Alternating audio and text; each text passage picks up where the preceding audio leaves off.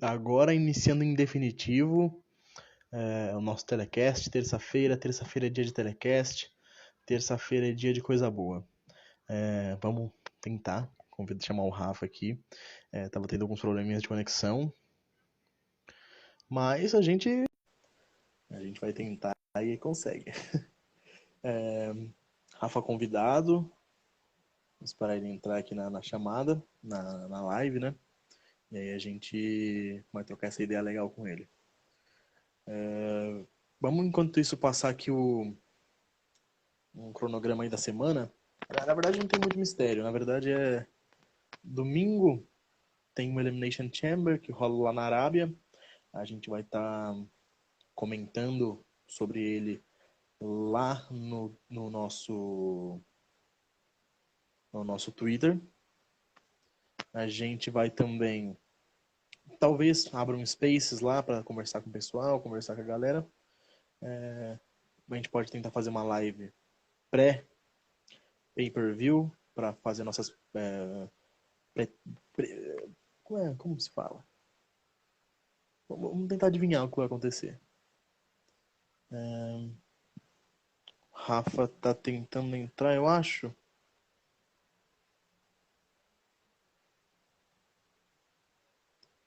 Deixa eu ver aqui. Vamos convidar ele de novo. O Rafa entrou aqui. E aí, melhor? Agora sim.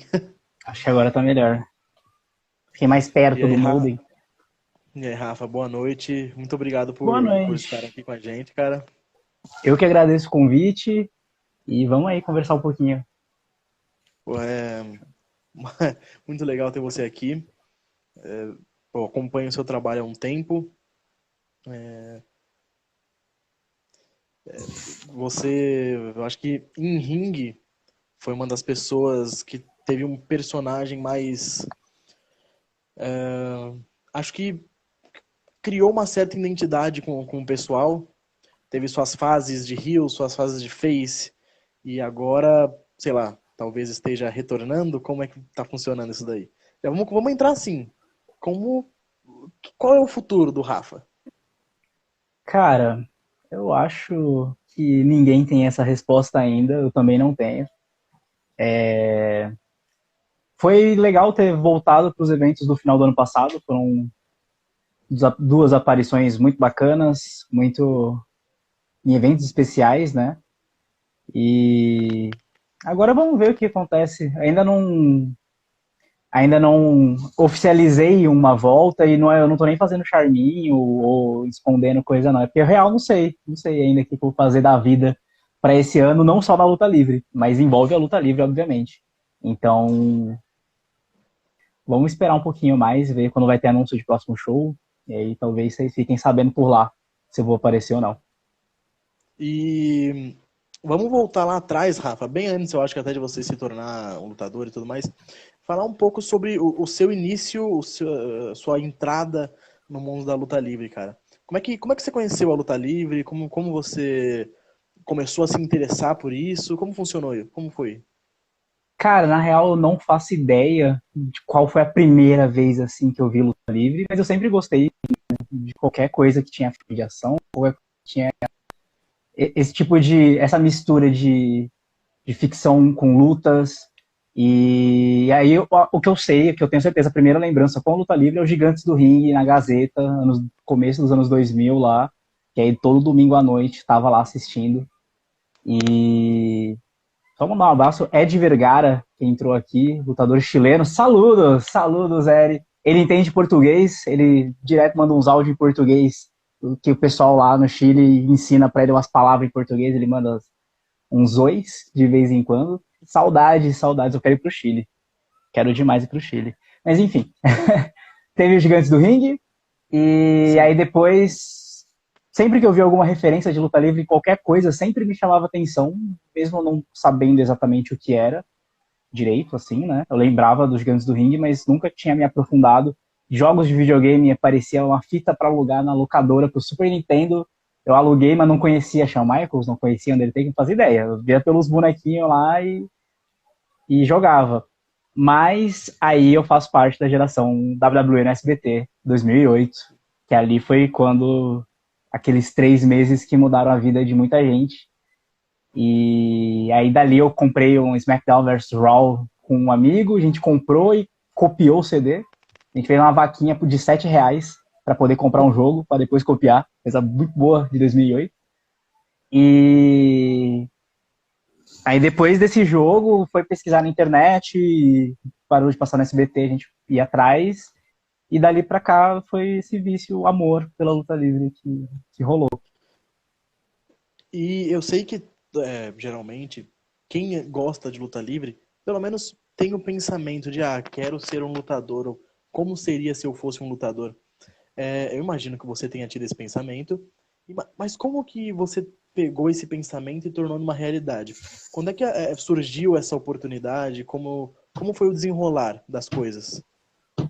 Então, isso eu comecei a acompanhar mais firme em 2008, e aí lá para 2010, começo de 2011, eu fiquei sabendo da existência da BWF. Até então, eu lembrava dos Gigantes do Ringue, mas nem fazia ideia se existia ainda ou não. E assistia só a WWE e algumas coisas de fora. E aí conheci a BWF no Orkut, e... Meu Deus, eu entregando muita idade, né? Aí, depois de um tempo, surgiu o anúncio da... Voltando ainda, tipo, no videogame a gente cria gente no jogo, né? Fica se imaginando, como você falou. E aí tinha mais alguns amigos que a gente fazia isso, jogava, marcava tudo, criava os bonequinhos no memory card de todo mundo, ia jogar. E aí depois a gente ia brincar de lutinha no quintal de casa. E aí a gente ouviu falar da BWF e teve a virada cultural de 2011, em que teve CMLL e BWF alternando shows aqui no Vale do Anhangabaú durante 24 horas no final de semana. E aí eu fui com esses meus amigos e no primeiro dia eu já vi o Xandão, que era um cara que eu via lutar nos Gigantes do Ring quando eu era criança. E aí tipo, eu vi o cara lá na minha frente. Aí teve Pirata, Sônico e Beto Anjo Loiro abrindo a noite, assim, praticamente.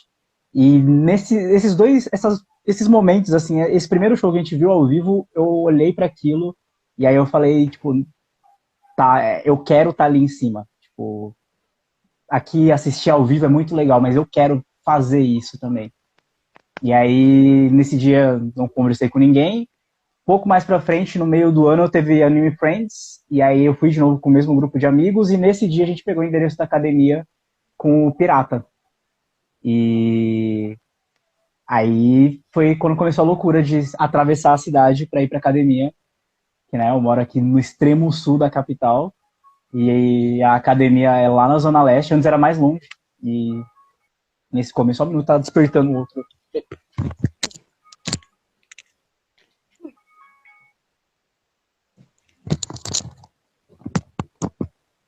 E aí foi essa conversa com o Pirata em 2011, num intervalo de show do Anime Friends, que ele falou pra gente, cara, você tá longe, mas se vocês querem mesmo, vão atrás do sonho. E aí foi o que a gente fez. E ainda na época, ainda tinha uma parceria da BWF com o pessoal que treinava na Academia Nautilus, que agora até o pessoal da CFW foi pra lá, que tinha parceria com o Nino Map e tal. E é quase o que eu fui Sim, parar sim. nessa academia. Pô, acho que eu nunca comentei essa parte, inclusive. Quase que eu fui parar nessa academia para treinar com o Nino Mercury, ao invés de ter ido, tipo, direto no CT BWF de cara. No começo no final de 2011, começo de 2012. E aí foi muito bom, foi muito bom. Era uma viagem muito boa, eram amigos que são muito amigos até hoje. E aí a gente começou a treinar junto, olhando para baixo, porque minha gata tá aqui passando, querendo derrubar as coisas, mas tá tudo sob controle. E aí a gente viajava a cidade, eu nunca tinha ido para a Zona Leste de São Paulo até aquela época, eu tinha 17, 18 anos ainda, não ia tanto para aqueles lados sozinho assim. E foi muito bom, foi uma época muito boa, a gente lembra de várias coisas maravilhosas. E não, eu imagino que seria muito bom. O Nino Mercury, pô, é um. Não, lembra, tipo, na época ele e o pessoal ali, o Ninja, o Gringo, o Bino Rock, eles ainda faziam parte da BWF, um pouco depois que eles acabaram saindo. Então, tipo, treinaria com eles ali porque era um pouco mais perto e aí para depois ir pra BWF, era, tipo, o caminho, assim.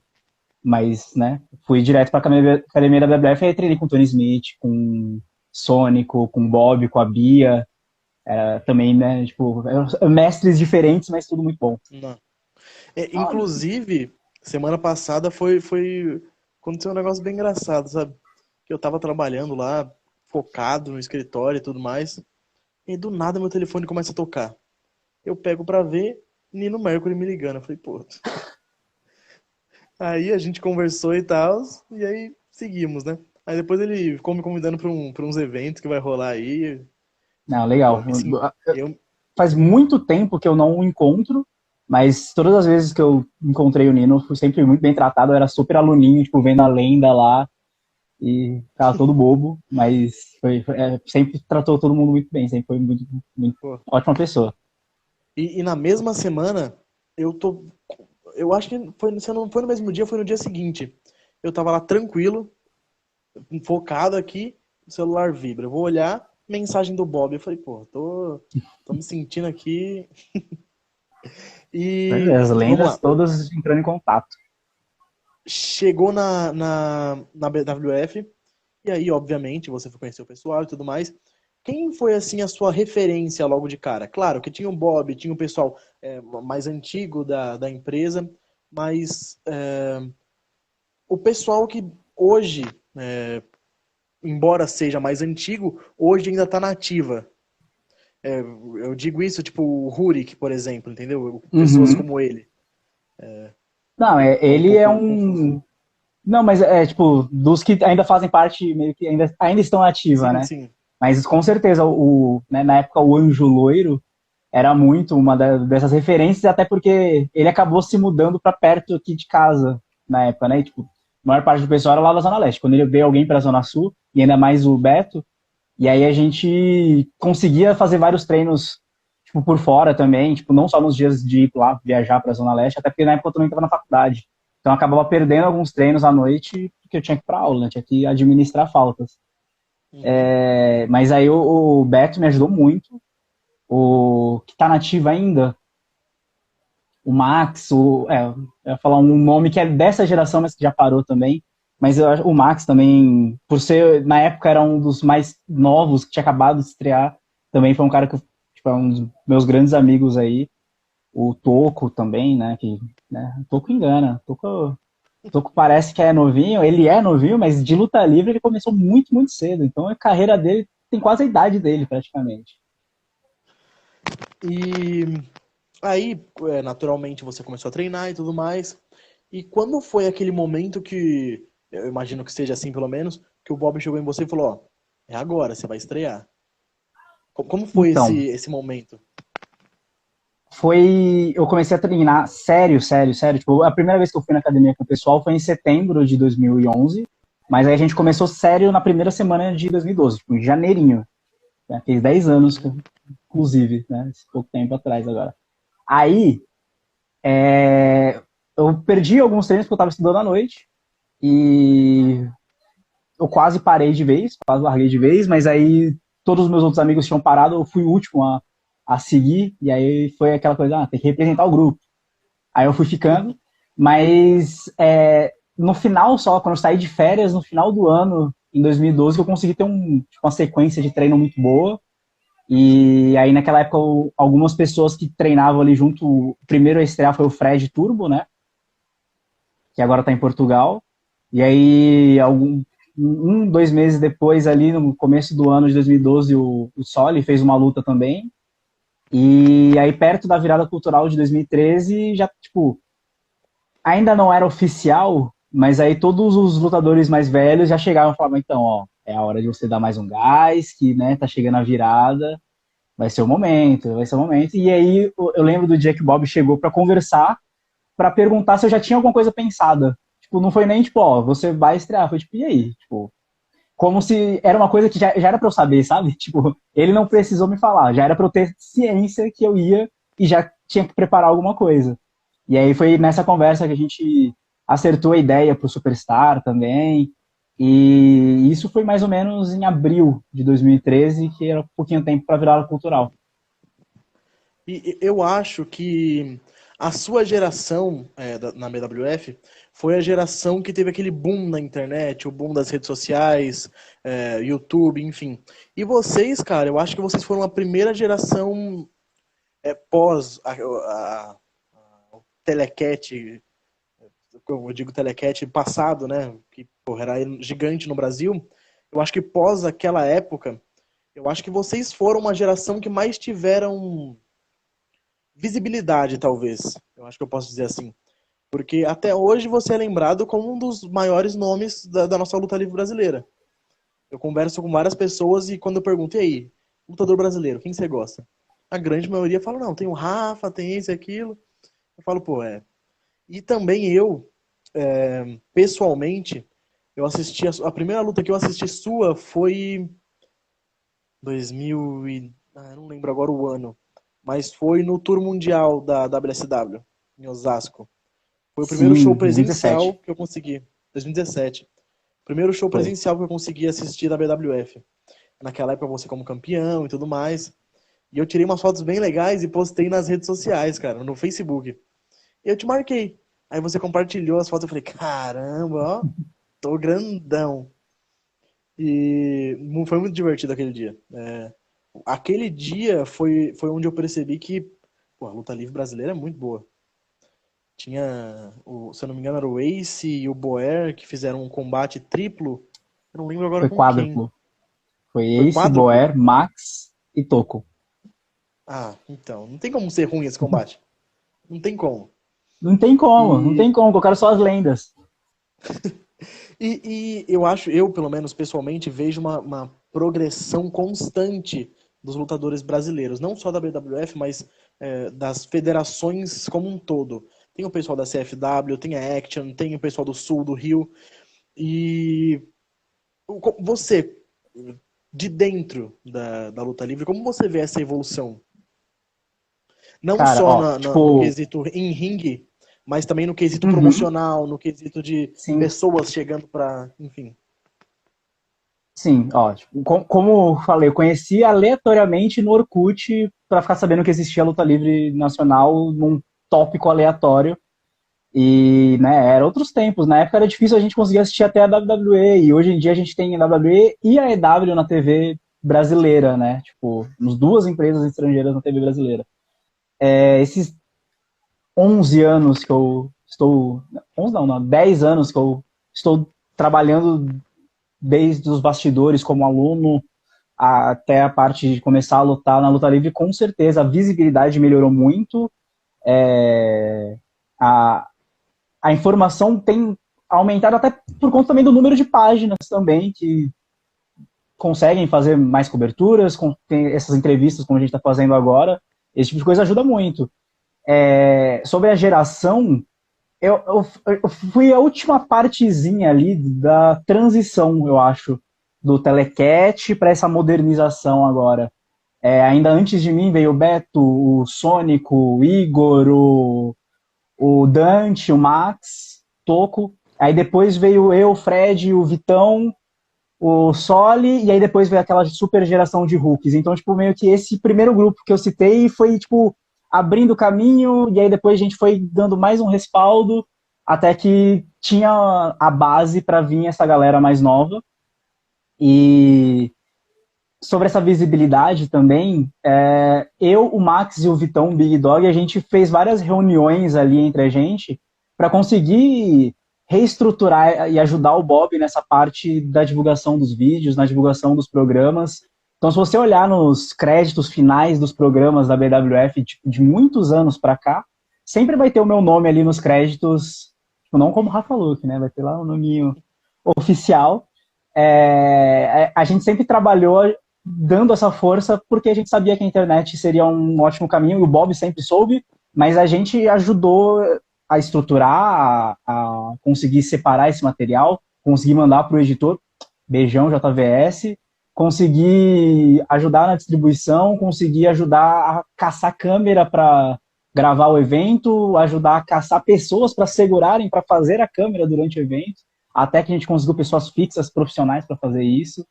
Então foi muito trabalho, foi muito esforço e, tipo, era uma coisa que, às vezes, eu tava muito mais preocupado com a produção do show do que com a luta que eu tinha que fazer em si. Eram muitas coisas para pensar, mas foi valendo a pena. E é aquela coisa, tipo, a régua vai subindo em uma equipe, as outras vão acompanhando, né? Vão tendo que seguir essa qualidade para ir mostrando o seu trabalho, e é isso, tipo, quanto mais a BWF foi se destacando, as outras equipes também foram correndo atrás, foram melhorando o material. Eu não lembro agora o nome, mas tem o pessoal do Sul que tá fazendo umas lives muito bacanas, né? Tá Sim. transmitindo É os EWF, se eu não me eventos. engano. Eu acho que é essa. E tá rolando, né? Tipo, umas lives muito bacanas. E é isso, tipo, quanto mais luta livre de qualidade estiver passando por aí, é melhor pra todo mundo, né? Sim. E assim, eu acho que você vai saber dizer melhor, porque afinal é sobre você. Mas eu não tenho lembrança de você lutando em nenhuma outra equipe que não seja a BWF. Você realmente não lutou em nenhuma outra?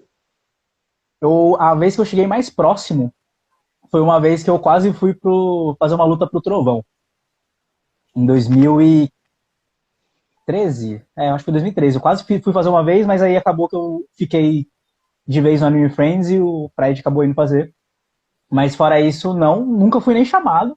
Não, fui chamado para Juntos Somos Fortes, essas coisas. Mas fora isso, Uhum. nunca recebi nem convites. Então não posso nem falar que eu neguei nada para ninguém. Mas não, nunca fui para outro lugar, não. Tem hoje na ativa, ou, enfim, lutadores do passado, de outras empresas que não a BWF, que você tinha uma ambição de conseguir lutar contra, ou ainda hoje você fala, cara, eu teria entregado uma boa luta com esse cara? Cara, tem né, a Dream Match da geração, que é o Iron Charles, né? Que é um grande amigo, que a gente, né, surgiu mais ou menos na mesma época, a gente conversava nos mesmos grupos, a gente super, super amigo, mas né, agora ele fugiu para a Espanha, então não tem nem como brincar de propor algo, né? Mas acho que a maior, assim, foi ele, tipo, um cara que, né, que é muito grande no cenário aí, que é o Scott. Eu lutei algumas vezes aqui na BWF. O Death Rider também é outro cara que eu sempre gostei de compartilhar o ringue. Tem o Big Black, seria um cara que eu acho que seria legal. E temos um senhor, um rapaz, que tem o sonho de lutar com você, né? O Robbie Sim, sim, Colors, sim, sim. ele, aqui com a gente, ele falou que a Dream Match dele é contra o Iron Charles e você. Sim. Eu conheci, na verdade, não, eu conheço virtualmente o Rob já tem alguns anos. E aí, desde a primeira vez que ele mandou mensagem para mim, foi falando sobre essa Dream Match e tal. E é isso, né? É gratificante ver, né, que agora tá surgindo uma nova ao mesmo tempo que é gratificante, eu me bate muito no ego da parte da idade. Eu tô me sentindo muito velho ultimamente. E ver uma geração nova de lutadores que surgem se inspirando no que eu fiz, no trabalho, assim, é uma coisa que, na real, eu não consigo, tipo, entrar muito na minha cabeça, ainda não consigo enxergar o impacto, assim, sabe? Mas é muito gostoso ouvir e ver isso acontecer. Mas, cara, eu acho que levando em consideração que o Sting aí com 62 anos tá se tacando em mesa, eu acho que você não precisa se preocupar um pouco ainda com isso. Né, tem esse detalhe. Mas o Sting é um fenômeno, não é mesmo? A gente tá aqui, né, já com 28, já todo estourado, com a hérnia já cervical, já a lombar gritando. E aí agora vamos falar um pouco sobre, cara, eu acho que um dos momentos mais marcantes da luta livre brasileira foi o seu turn. Porque, mano, ninguém esperava. Eu acho que Sim. ninguém esperava por isso. Você era, tipo, o superstar Rafa Luke, o babyface da BWF, e do nada deu aquela virada. Eu acho que foi uma coisa muito surpreendente.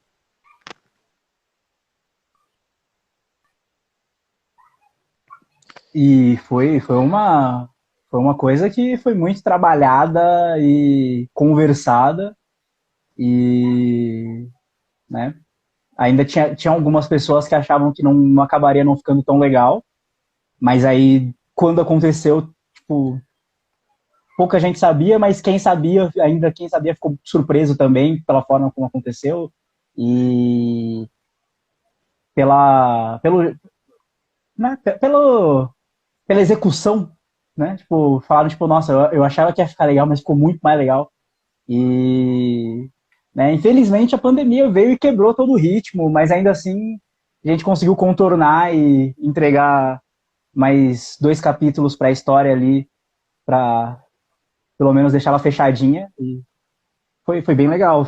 Era uma coisa que, né, tipo, conforme você vai fazendo a mesma coisa durante anos, vai dando uma vontade de variar um pouquinho.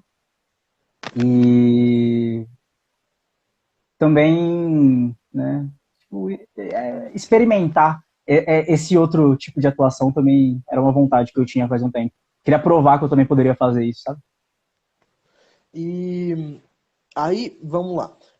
Teve toda isso da pandemia e tudo mais. Aí, repentinamente, você que, antes de acontecer, né, na minha cabeça, tinha uma baita história para ser contada ainda. Cara, você simplesmente falou, eu tô fora. Deu meu tempo por aqui, deixo agora na mão dos garotos. E ali, mano, eu fiquei tipo, porra, como assim, cara? O Rafa tá saindo. E eu vejo muitas pessoas, não só que fazem parte da luta livre dentro do ringue, mas também pessoal que produz conteúdo, cada vez mais eles estão saindo da luta livre, estão deixando um pouco de lado. E por que você acha que isso vem acontecendo com o tempo, cara? Cara, eu acredito que, né, nesses anos todos eu vi muita gente entrar e sair da luta livre, né? Mas não vi tanto, às vezes, tipo, tanta repercussão, assim, eu fiquei até assustado. O tanto de mensagem, o tanto de coisa, de né, as demonstrações de carinho. Mas isso acontece porque ainda, por mais que a gente goste muito, por mais que a gente ame muito, a vida adulta é uma merda. E a gente tem que tomar decisões de seguir em algum trabalho, seguir, focar em estudo, focar em alguma outra coisa e às vezes o tempo e as prioridades acabam mudando. Então, eu tô ainda focando no lado ok, no lado justo, sem imaginar ou colocar alguma treta ou algum outro fator que broche a pessoa, que faça com que ela queira sair por alguma inimizade, por alguma coisa chata. Mas olhando friamente, a maior parte das coisas fazem com que a gente tenha que botar o nosso foco em outras coisas na nossa vida. E infelizmente acho que esse é o maior motivo. E era uma vontade, uma necessidade, não vontade. A vontade que eu tinha era de seguir vivendo de luta livre eternamente. Mas a vontade não paga no final do mês ainda, infelizmente. Então era uma necessidade que eu achava que eu precisava dar uma afastada para me focar em alguns outros projetos, para me focar em um crescimento para um outro lado, para quem sabe mais na frente ainda conseguir ter uma estrutura que conseguisse bancar mais esse sonho da luta livre, essa ação, essa atividade. Eu não queria colocar o termo hobby, porque eu nunca quero levar a luta livre como um hobby. Eu acho que ela tem que ter uma seriedade muito grande que o termo hobby não atende ainda. Mas gostaria de ter vem palavra, uma base, uma segurança maior de um outro lado para conseguir dar a dedicação necessária para luta livre sem tomar tempo de outras coisas. E era essa a vontade e eu acredito que isso que acontece com muita gente. Sim. E, e aí passou esse tempo em que você estava fora e tudo mais. Só que mesmo assim, cara, mesmo fora, você mostrava uma grande interação nas redes sociais. Ou quando alguém falava sobre você, quando alguém citava uma luta, enfim, até as próprias pessoas da BWF citavam você. E aí você respondia não como o Rafael, respondia como o Rafa, entendeu? Como aquele alter ego que. Como se ele nunca tivesse saído de lá. Como se a luta livre tivesse saído de certa forma da sua vida mas aquela pessoa ainda estivesse ali, escondidinha, só esperando para sair. E quando isso começou, eu comecei a acompanhar, eu achava muito legal essas promos assim que você fazia, e até que chegou o dia da Noite dos Campeões. Noite dos Campeões não, é do Maremoto. Eu, Sim. infelizmente, não consegui estar Teve lá. aquele evento antes também, né? Que teve o desafio aberto do Ace, que aí entrou os meninos com a música, com a Sim, roupa. foi, é verdade. Teve esse momento. E eu digo o Maremoto porque eu não pude estar lá. E na época eu fazia parte do WrestleManiacos, né? E aí, se eu não me engano, do WrestleManiacos, o. Ah, esqueci o nome agora dele que foi. O Jackson, O Jackson, isso. O Jackson foi. Não, o Jackson, pô, um querido. O cara é acho que ele tá demais. aqui, inclusive, né? Tá aqui, eu Ele mandou não vi mensagem ele. aqui. É verdade, aqui, ó. Jackson, se estiver aqui ainda, queremos você aqui, hein? E o Jackson tava lá e ele mandou o vídeo da sua entrada. Na hora que eu vi aquilo, eu falei, não acredito. Puta, eu me senti assistindo assim um Royal Rumble, sei lá, com o CM Punk entrando. E, e aí, cara, ali começou, eu comecei a sentir, de certa forma, uma. Como que eu posso dizer isso? Parecia que eu tava me sentindo lá atrás de novo, sabe? Quando eu comecei a assistir, que tinha aquele negócio tipo, nossa, a nossa luta livre é muito boa e não sei o quê. É inegável, a nossa luta livre é muito boa. Claro que tem umas coisas ou outras que faz a gente perder um pouco em relação ao pessoal lá de fora. Principalmente que é relacionado a investimento. Mas ter uns nomes que nem você, voltando assim, aparecendo, desfilando classe dentro do ringue, pô, é uma coisa para nós que somos fãs é incrível. Eu imagino que para você tenha sido uma emoção também. Cara, foi muito louco aquele dia. Além da correria toda, eu cheguei muito cedo e fiquei escondido lá, né? Por motivos óbvios. Tipo, Então Ed, tinha. Exatamente. Cheguei muito cedo e fiquei escondido lá nos bastidores, mó tempo. No vestiário tinha uns meninos que chegaram mais em cima da hora, assim, pro show, tipo, estavam se trocando, e eu já tava trocado lá no outro canto, tipo, passava, olhava assim, tipo, não, você tá aqui? Tinha uns alunos que eu, né, nesse tempo de pandemia, não cheguei a interagir tanto, e, tipo, peguei, assim, tipo, de canto de ouvido, assim, passava e falava, meu Deus, o Rafa tá aqui. E aí eu falava, cara, como assim? Tipo, sou eu só, sou só eu, não precisa disso tudo. E na hora, tipo, passou muito rápido. Na hora que chegou o número 18 a entrar, eu falei, não é possível, gente, como assim? Tipo, 2 minutos, tá passando 2 minutos mesmo para cada um. Não é possível, que já tá no 18, já vai ser minha vez. E aí no 19, aí na hora que tava para chegar o 20, eu falava, não será que dá tempo de eu ir embora? Vou correr, não vou entrar. Aí tocou a música, apareci lá, e aí eu não conseguia. Eu tava tão focado em fazer, né, em entrar e não em fazer a luta e eu não consegui ter noção do barulho na hora. Eu até, tipo, na hora dei uma decepcionada assim, eu falei, nossa, achei que ia fazer mais, só gritar mais. nossa. Aí depois que eu fui ver o vídeo, que eu fui ter a noção de como foi e tudo mais. E sim, foi muito bom, foi muito gostoso. Primeira sequência ali já toda bonita, já teve cadeira de cara também. E não, valeu, valeu, valeu, foi muito bom. E eu vou querer continuar falando um pouco sobre o BWF, mas eu quero voltar um pouco no passado e quero conversar, cara, sobre pô, a sua relação com o nosso representante lá fora, que é o César. Falar um pouco sobre sua relação com ele, porque pelo que eu vejo, vocês dois são pô, muito amigos. Eu acompanho o podcast, são conversas pô, muito boas. O Último Gás, para quem não conhece. E são reflexões mesmo que, tipo, muitas vezes não tem nada a ver. Vocês pouco falam sobre luta livre. É mais coisas da vida. Realmente coisas da vida. E, pô, eu comecei a acompanhar realmente achando, pô, os caras vão falar sobre luta, vão falar isso e aquilo. Mas vale a pena realmente assistir, mesmo não tendo isso, entendeu? E conta um pouco primeiro sobre essa relação entre que vocês têm e depois sobre o podcast.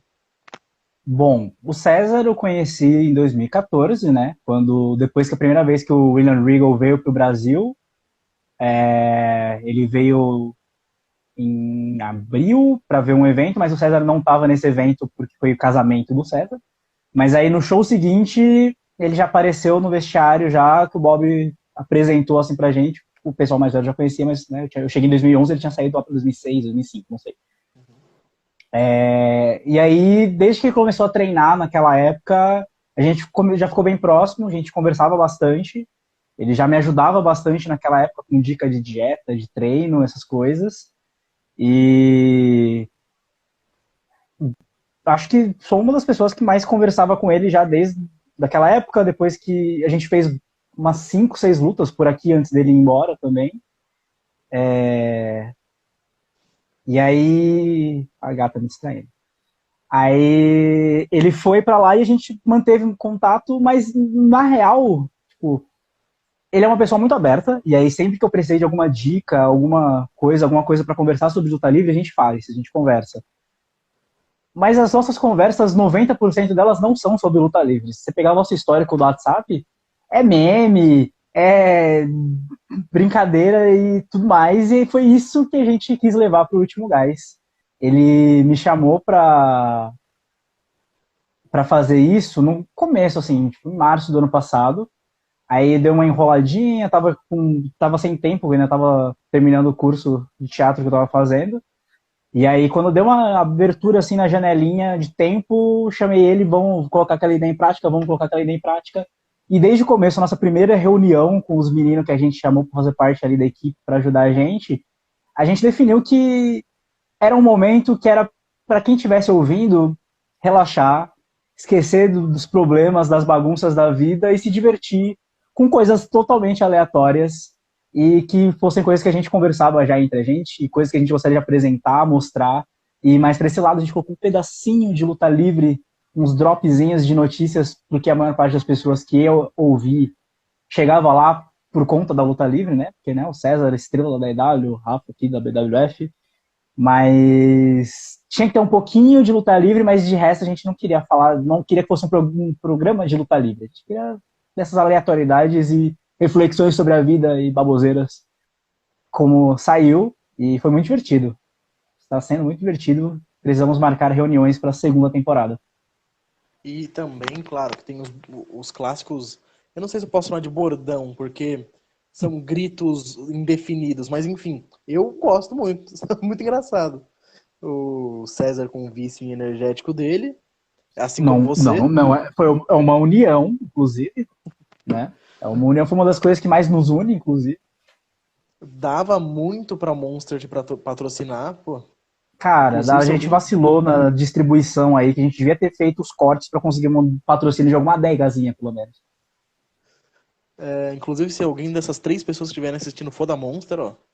Tá aí o Por favor, Rafa. gente. Por favor, por favor. Se não for e quiser fazer um pix E, para pagar o meu Monster de amanhã, aceito também. e aí, Rafa, tem toda essa amizade de vocês e tudo mais. E aí teve a volta dele à BWF. É, assim, eu não sei, né, mas eu suponho. Você já sabia que ele ia vir? Vocês Cara, comentaram? acho que agora eu posso falar que eu já sabia desde o meio do ano passado que ele viria no final do ano. Tipo, meio que era uma surpresa para a família dele ainda, né? Ele veio, acho que ele postou os vídeos dele chegando de surpresa e tal. Mas eu já sabia desde tipo, do grupo do Último Gás, a gente já sabia que ele viria no final do ano. E aí eu sabia que ele ia vir e aí era saber quando se tivesse show no meio. E, né? Já tínhamos a ciência do que poderia rolar. E, cara, puta, eu lembro quando o César chegou ao NXT, quando ele participou dos programas televisivos de verdade. E aí teve um combate dele que você e ele viraram meme depois daquilo, pelo menos aqui no Brasil. Que foi o combate dele com No Way José, né? Pô, toda a Pô, página por que eu que será, entrava tinha cara? Por que será, velho? Ser toda humano. página que eu entrava tinha uma foto sua do lado do No Way José. Pô, eu acho que virou a Dream Match de muita gente.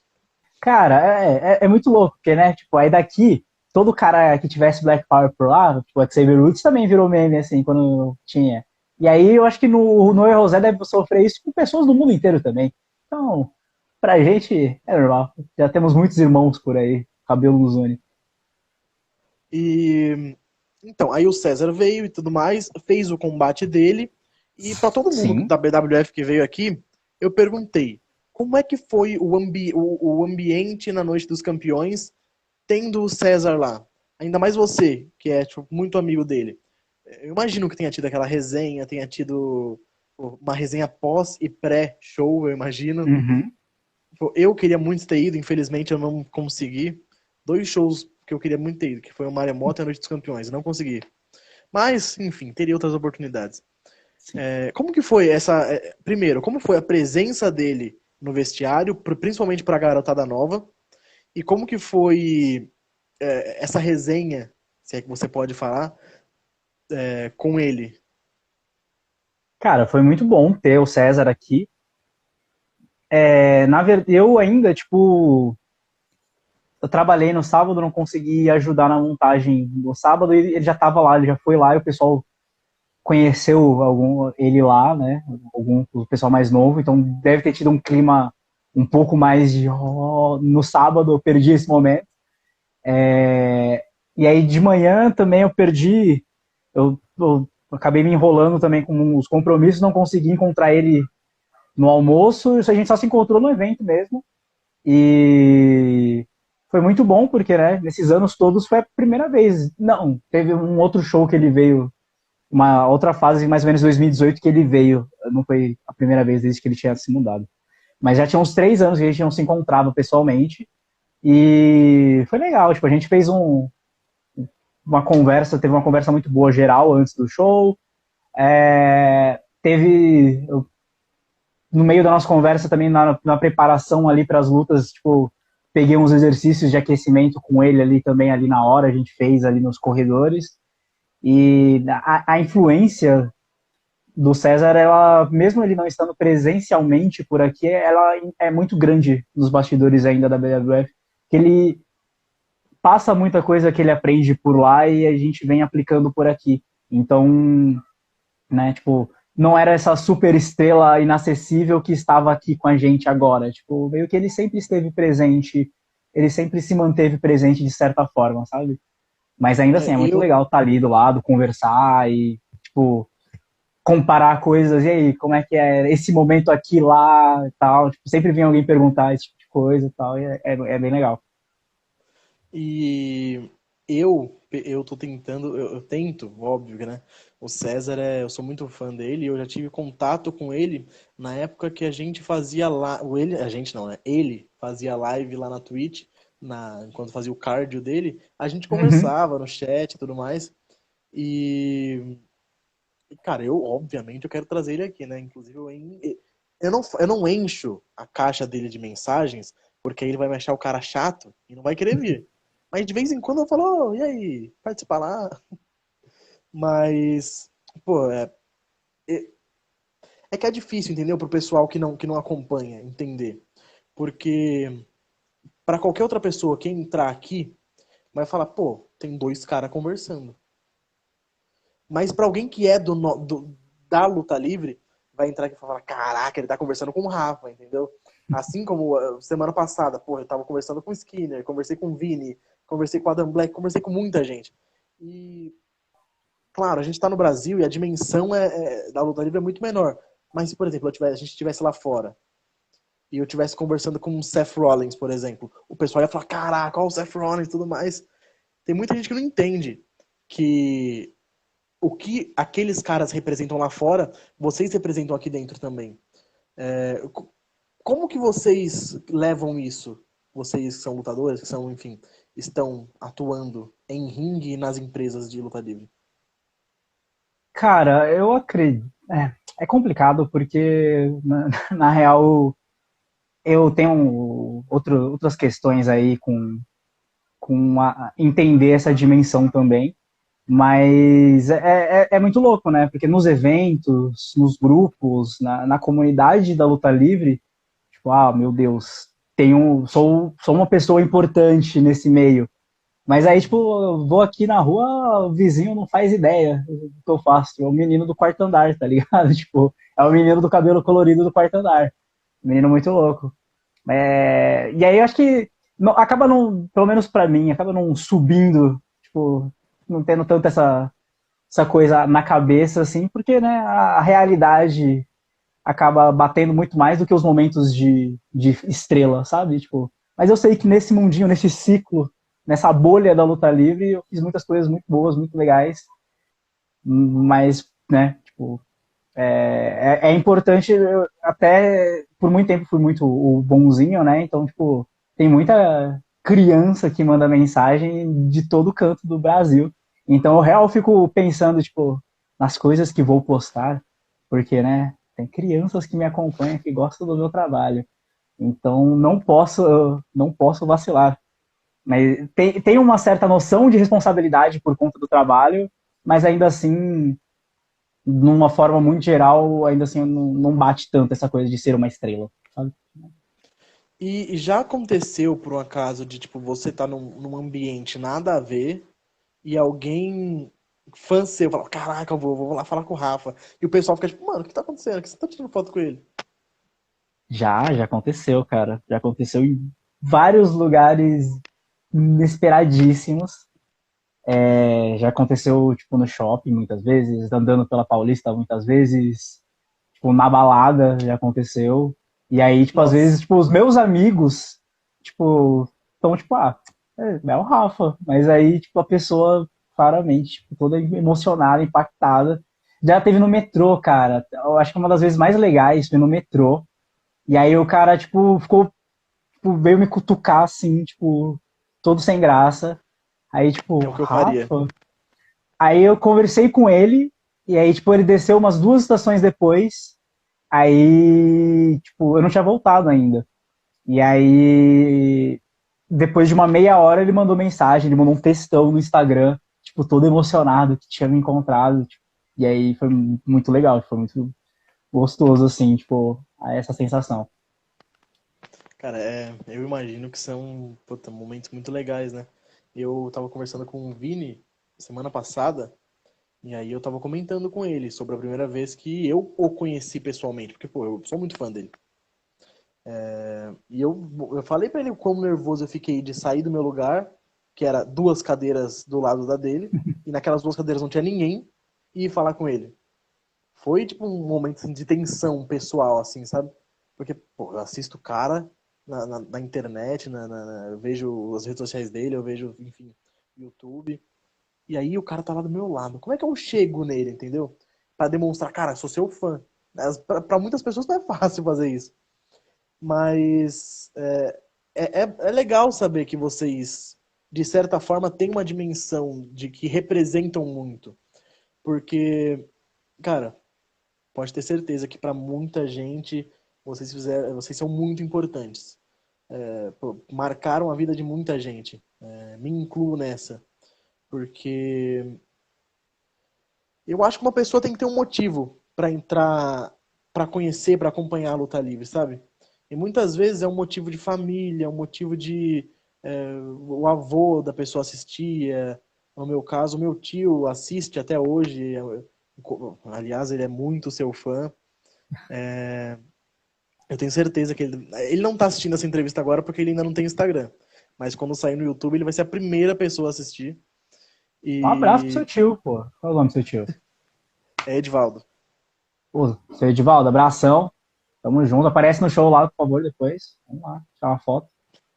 Eu levei ele pra assistir o Linha de Frente da última vez, pô, ele amou, cara. Dava pra ver, assim. A E, emoção do tipo, ao vivo é uma coisa que nada substitui, tá ligado? eu levei a minha namorada pela primeira vez pra assistir um show de luta livre. E ela, tipo, embora eu tava assistindo um pay-per-view, um show, ela assistia isso comigo, mas, tipo, não. E aí, cara, ela foi comigo, ela vibrava, ela gritava, eu falei, caramba, ó. E é muito diferente. Como você disse, a Muito, emoção do ao muito, vivo é, muito. pô. E vamos lá, Rafa. O que eu quero falar com você agora é um pouco fora da luta livre. Na verdade, envolve a luta livre, mas não ação em ringue, necessariamente.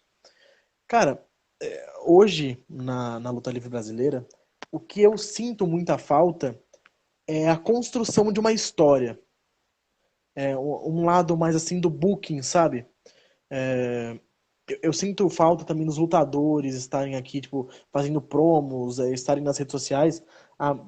Agora eles estão mais fazendo isso, mas ainda tá, eu acho que eu posso dizer que ainda tá uma coisa muito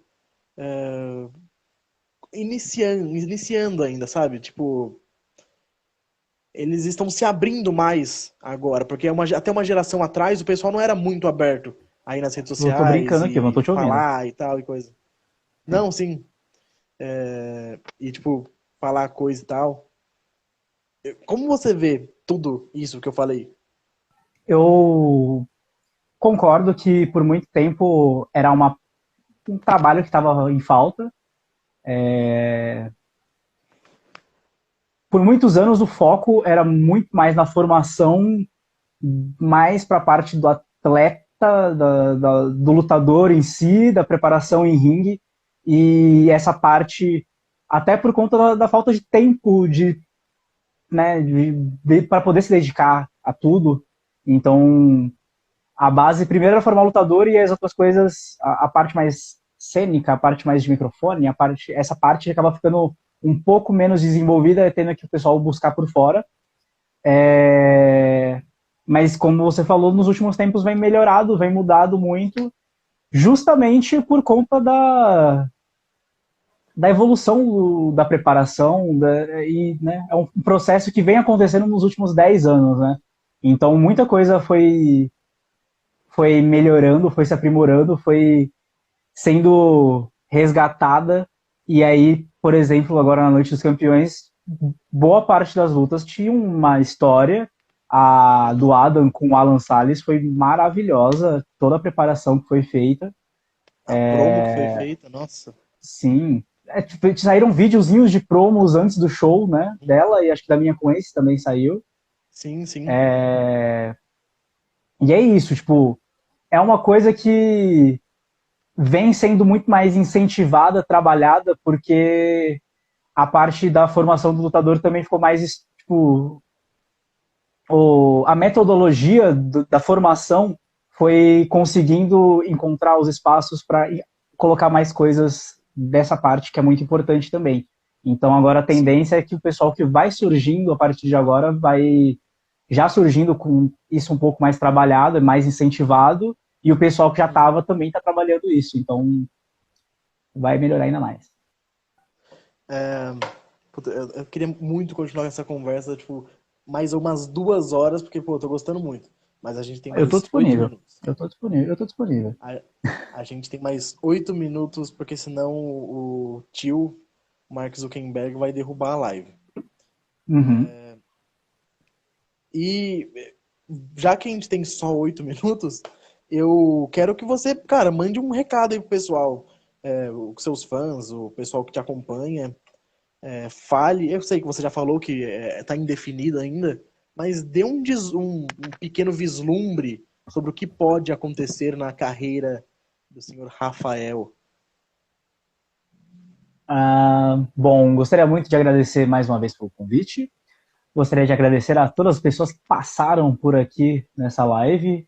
E gostaria de agradecer as pessoas que estão no YouTube vendo agora, depois, né, agora que já não é mais uma live, mas muito obrigado por ter depositado o seu tempo, que são minutos que não voltarão mais para assistir essa conversa aqui, foi muito boa, gostei bastante. Mas sobre o futuro, como disse, ainda não sei. Eu, como já comentei aqui também no meio da conversa, eu não acho que.